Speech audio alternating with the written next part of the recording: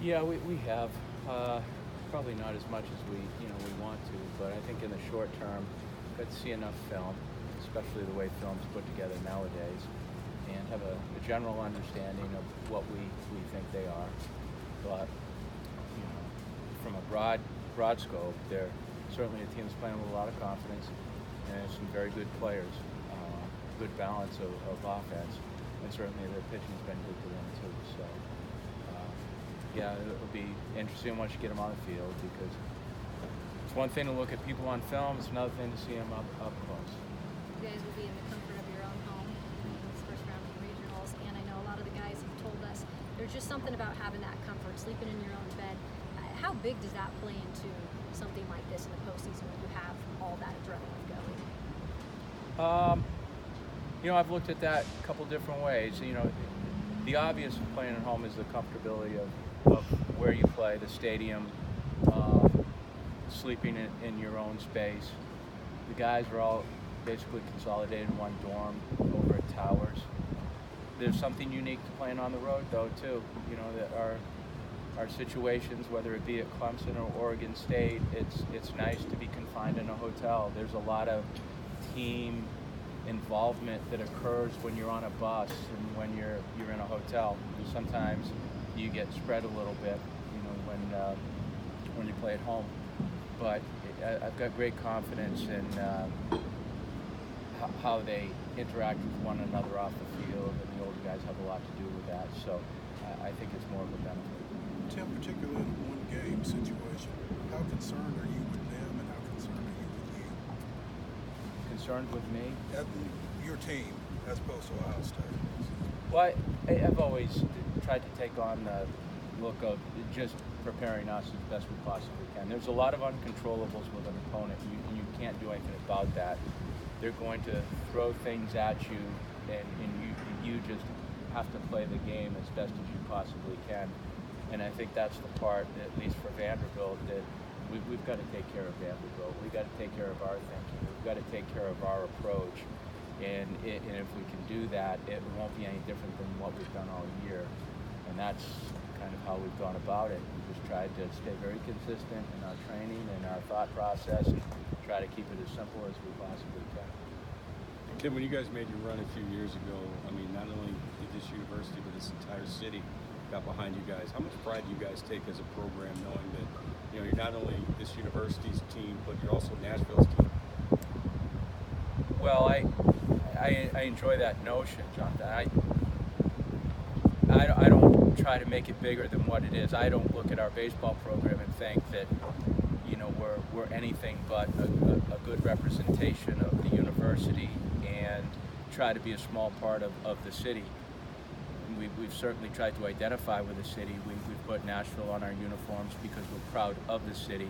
In a lot of ways, in the 17 years that I've been here, the growth that our city has had, it parallels a lot of ways with how our program has grown too. That's not to say that they're part of the same, but we enjoy being part of the growth of this city. We enjoy being part of the entertainment value of the city, and we hope that people enjoy being part of this program too as well. Yes, we're Vanderbilt University, but we're just a bunch of humans playing a college game and inside of a tremendous city with great support. You guys were talking about just the confidence and knowing that you guys can win a number of different ways. How important is that confidence going into regional play? For your kids to be mentally stable is important. For them to think that they can do things is important. Their self-esteem is important. The thing about confidence is you just need to contain it, and I do think they do a good job of that. They don't overestimate themselves. They don't undervalue themselves. So it's a very fine line, and that's where I want them to be. There's always a tremendous respect value for the people that you're about to play, but at the same time, you have to have a believability in what you can do in order to involve yourself in positive outcomes. How important is that, just embracing your own expectations and knowing what your own capabilities are in order to perform as well as you can? I think it's really important that you understand who you are. The awareness awareness level of an 18, 19, and 20-year-old is very important, because when you don't have an awareness level of who you are, you can get outside of yourself and be unrealistic in the things that you can do, and you won't play the game at the level that you need to. I think what these guys have been able to do through their maturity and through their training has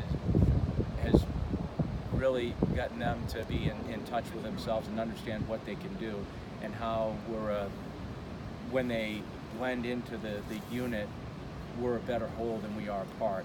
And that's really all I care about, is they embrace the fact that they're a part of a large group, and they add to it by them being in it. So I think they feel pretty confident about that component of it. Can you talk a little about Philip getting the big hit and everything he's contributed to you guys this year?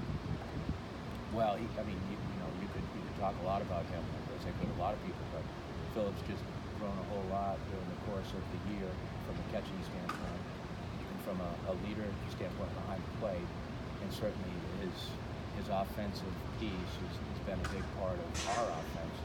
But he just continues to play well. The hit the other day was something that we all felt he was very capable of, because he didn't get that hit the at-bat before. And like a lot of good hitters, they seem to rise to the level that you need them to when it counts.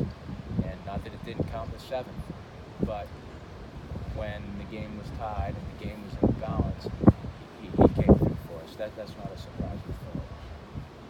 Tim, relative to what you expected out of Zach coming into the season, where has he been for you this year? Zach K? Yes, sir. Well, he's been pretty competitive. I think last week we go back into, there was a time where he flirted with command a little bit, and then we got him into the Kentucky game, which was a very hot moment, and he got us out of a very difficult inning, and it really catapulted him, in my belief, on what happened in the SEC tournament.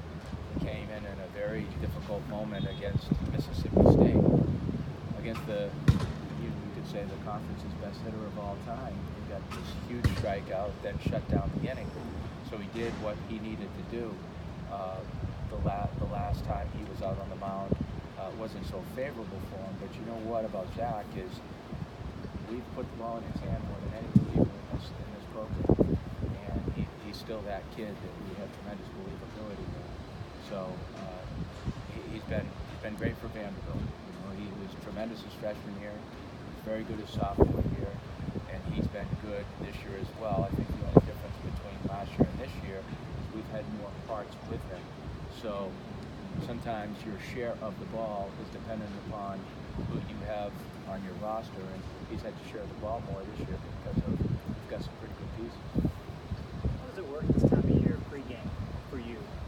What type of speech do you give these guys? And then you get the stuff. What's your approach? I hope not too much, Chris. I think a lot of things that you do in August and September and October are build up to these moments right here.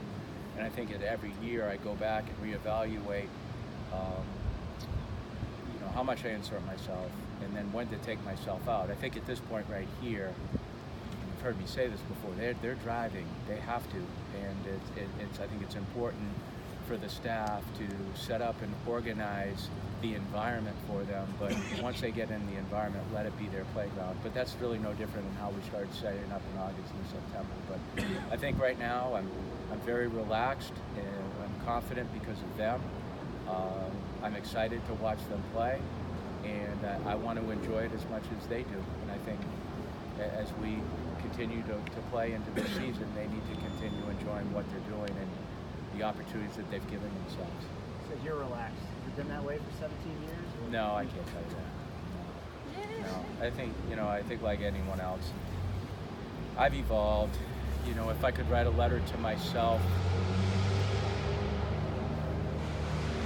I feel like I could help younger coaches that have gone through those moments that I have, where, if you could go back, you can't go back, but what you can do is you certainly can help yourself moving forward with the teams that you have. And I think you get to that point, much like a parent, that you've done all you can Now when your kids grow up and they go on, you got to cross your fingers and watch and enjoy what they're about to do, and just hope that they're going to represent you as best as they possibly can. But the hay's in the barn. We've done most everything we can do. We try to set them up mentally for what they're going to see, but outside of that, you let it be theirs, and that's what I've tried to do. Coach, can I ask you really quick, how proud of you are you of your seniors? And you said about driving, and it's their team to drive right now, and you really said that at the beginning of the season. I'm going to give the seniors kind of the keys. How proud are you that they're to this point now and been able to help like they have with these younger kids? Yeah, I love them. I just think the world of them. Going back to December when we go home for Christmas and Maggie and I go to New Hampshire with the girls, I'm always on pins and needles in terms of waiting for those grades. And when I get the grades, I open them right up and see what we've done. And at that point this year, I looked at all the grades and no one failed the class. There were 2 Ds. Those were D pluses. The grade point average was 3.0. And then I started to think to myself, socially and academically, we were right where we needed to be during the fall. There was no phone calls. You need to be here. Something happened. And I thought to myself, we're going to be fine. This is going to be a good year because the older kids in the program have created a harmony and created the communication system and where they've treated everything with such great consistency. And I think that goes back to them. That goes back to those 7 guys, and even a guy, I say even a guy, like Walker Grisanti, he's a senior. He doesn't play, but he plays every day. He's got such a huge role on this team and how he interacts and his personality, and he plays every pitch. So I think what's been most important about those kids is they've understood their role, they've served it, and they've served our program 10 on a 10 scale. It's just been such fun to be with them. Tim, I hope it's not out of line, but what are your thoughts about what Patello's done in such a short period of time in your team? No, I brag about Tony because I like Tony. I appreciate Tony. I think anytime you get a guy in this league that works like he does, you're going to see the benefits of it. I mean, you look at Tennessee in the past, and they had such a great program when I first arrived here, and then they leveled out for a little bit of time, but that can happen in our conference. That could happen at Vanderbilt. So, but what Tony's done is, if you look at Tony Vitello and you look at every team that he's left and look at the success after he's left, that's an indication of his strengths. And he's a tremendous worker. He's a tremendous recruiter. He's going to make it hard on Vanderbilt, which is fine, because a lot of times we look at things and sometimes we're aggravated by it, but you're going to make Vanderbilt better, because they're better, and he's going to make the conference better. But he's just a hard-working kid with I say that respectfully, with a program that he's inserted a lot of confidence into them. And I know if you asked him, he'd say this is just steps. But what he's done with that program, you got to give him a lot of credit. I like him a great deal, I respect him a great deal as well.